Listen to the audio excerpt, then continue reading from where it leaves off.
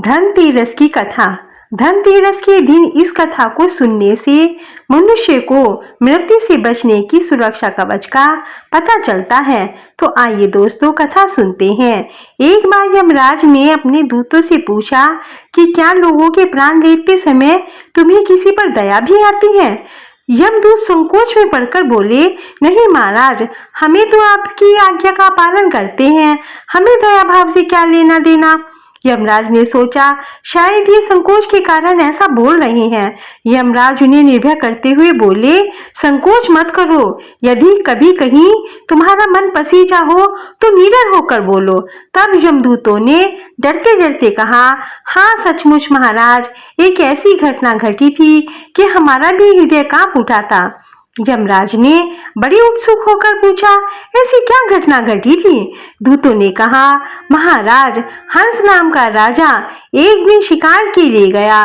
वह जंगल में अपने साथियों से बिछड़कर भटक गया और दूसरे राज्य की सीमा में चला गया।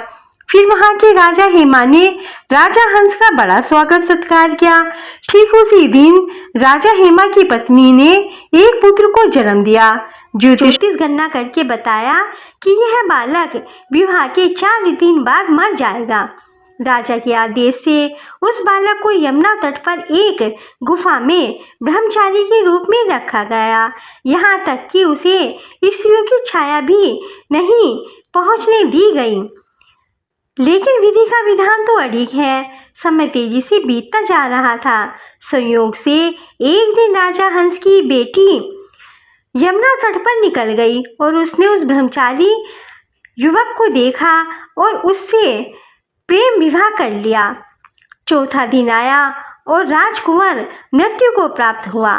उस नवविवाहिता का करुण विलाप सुनकर हमारा हृदय भी कांप गया। ऐसी सुंदर जोड़ी हमने कभी नहीं देखी थी।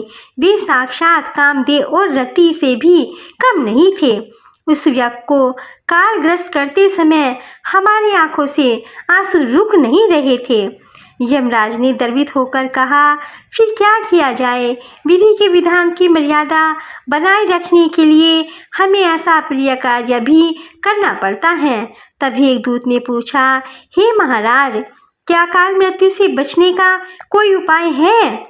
यमराज ने अकाल मृत्यु से बचने का उपाय बताते हुए कहा, धनतेरस के पूजन और दीपदान की विधि पूर्वक करने से अकाल मृत्यु से छुटकारा मिल जाता है। जिस घर में यह पूजन होता है वहाँ अकाल मृत्यु का भय नहीं रहता। इस घटना से धनतेरस के दिन धन्वंतरी पूजन सहित दीपदान की प्रथा का प्रचलन शुरू हो गया। इस दिन को यमदीप दीपदान भी कहा जाता है। मान्यता है ऐसा करने से यमराज के प्रकोप से सुरक्षा मिलती है और पूरा परिवार स्वस्थ रहता है। दीपदान की कहानी जो शुरू हुई थी धनतेरस के दिन। दोस्तों, कैसी लगी आपको ये कहानी? यदि ये कहानी आपको अच्छी लगी है तो प्लीज़ मेरे चैनल को लाइक और सब्सक्राइब करना बिल्कुल ना भूलें। कथा सुनने के लिए आप सबका बहुत बहुत धन्यवाद।